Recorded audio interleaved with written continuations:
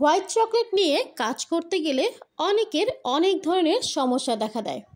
তো চলুন দেখে নিই কোন প্রসেসে কাজ করলে হোয়াইট চকলেটের টপারগুলো একদম পারফেক্ট হবে।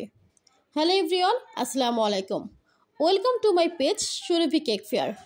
প্রথমে আমি পরিমাণ মতো হোয়াইট চকলেট কেটে নিয়েছি এবং একটি পাত্রে আমি গরম পানি দিয়ে নিলাম এবং গরম পানির উপরে আমি চকলেটের বাটিটা দিয়ে দিয়েছি।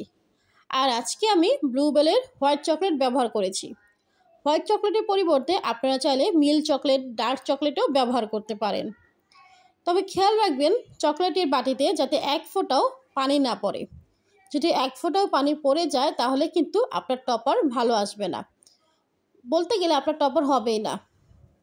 আর অবশ্যই টপার তৈরি করার সময় চকলেটটা ফ্রিজে থাকলে ফ্রিজ থেকে 1 ঘন্টা আগে বের করে রাখবেন, কমপক্ষে 1 ঘন্টা আগে। চকলেটগুলো ফ্রিজে না রাখারই চেষ্টা করবেন, রুমের বাইরেই রাখবেন। যেহেতু আমি আজকে জেল কালার দিব না, তাই আমি সামান্য পরিমাণে সয়াবিন তেল দিচ্ছি। এটা হচ্ছে রান্নার রেগুলার তেল। তো এরপর আমি দিয়ে দিচ্ছি স্ট্রবেরি রেড কালার। এটা অবশ্যই রেডম্যান ব্র্যান্ডের। এটা হচ্ছে সেমি জেল কালার। এর জন্যই কিন্তু আমরা সামান্য পরিমাণে সয়াবিন তেল দিয়েছি, যাতে করে একদমই পারফেক্ট হয়, বা কালার দেওয়ার পরে চকলেটটা যাতে জমে না যায় সেজন্য। এটাই হচ্ছে মেন টিপস। তো এই যে আমি একটু নেড়েচেড়ে নিচ্ছি এবং আমি যে কালারটা চাচ্ছি সেই কালারটা চলে এসেছে। এখন আমি একটা চকলেটের মোল্ড নিয়ে নিয়েছি, আর কি বোর্ডের নিচে আমি হ্যাপি বার্থডে লিখবো, সেজন্য যেসব লেটার আমার প্রয়োজন আছে সেসব লেটারে আমি চকলেটটা দিয়ে দিচ্ছি। আপনারা চাইলে এই চকলেটটা পাইপিং ব্যাগে ভরে চিকন করে কেটে তারপরে দিতে পারেন, এতে কিন্তু সুবিধা হবে। তবে আমি চামচ দিয়ে দিচ্ছি।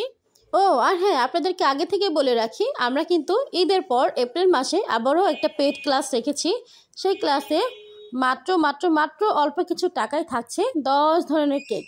সেখানে অবশ্যই red velvet cake, moist cake, butter Scotch cake এগুলোও ইনক্লুড আছে। সাথেই রয়েছে black forest cake, white forest cake, vanilla cake, chocolate cake, strawberry cake, lemon cake, rasmalai cake এবং পানদানি কেক। মাত্র 1350 টাকায় কিন্তু আপনারা এই ক্লাসটা করতে পারবেন।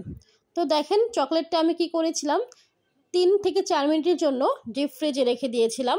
আর দেখেন 4 মিনিট পর আমি বের করে জিনিসটা খুলে দেখাচ্ছি আপনাদেরকে। দেখতেই পাচ্ছেন মাশাআল্লাহ কতটা পারফেক্ট হয়েছে।